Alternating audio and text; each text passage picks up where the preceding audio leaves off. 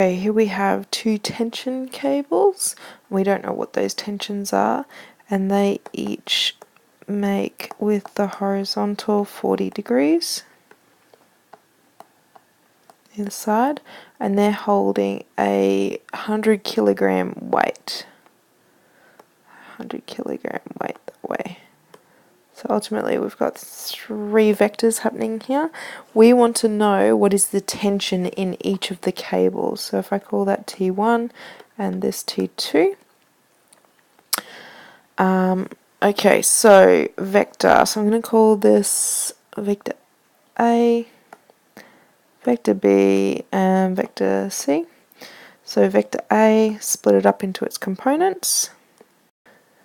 Okay, so here I've done vector A, B, and C. So as you can just see, just split up into the I and J components. A, it's in the negative I direction there, and the others are positive. C, we've got negative 100 in the J direction.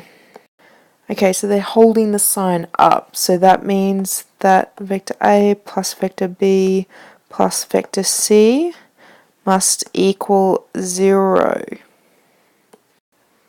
So in knowing that, now we're going to equate the i's and j's. So the i's here, I've got that and that, as there's no j component, as there's no I component, sorry, for C. So we've got negative T1. So negative T1 cos 40 plus T2 cos 40 equals 0.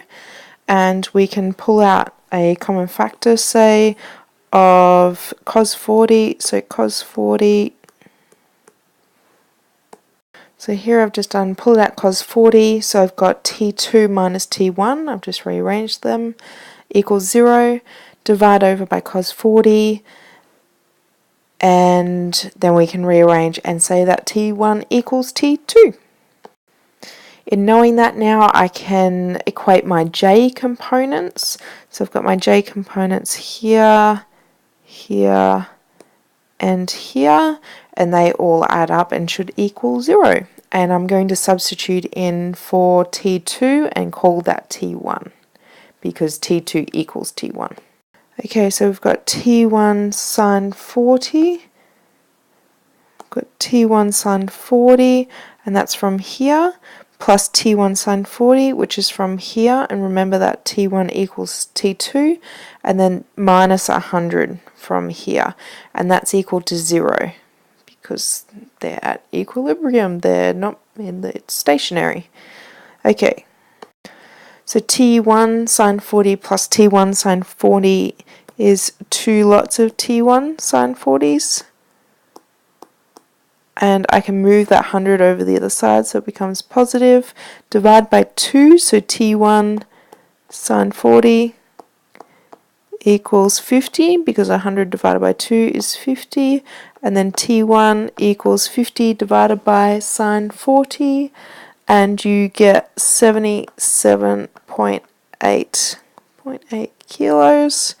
And if you want to get that to newtons, you times that by 10. So T1 equals T2, which equals 778 newtons.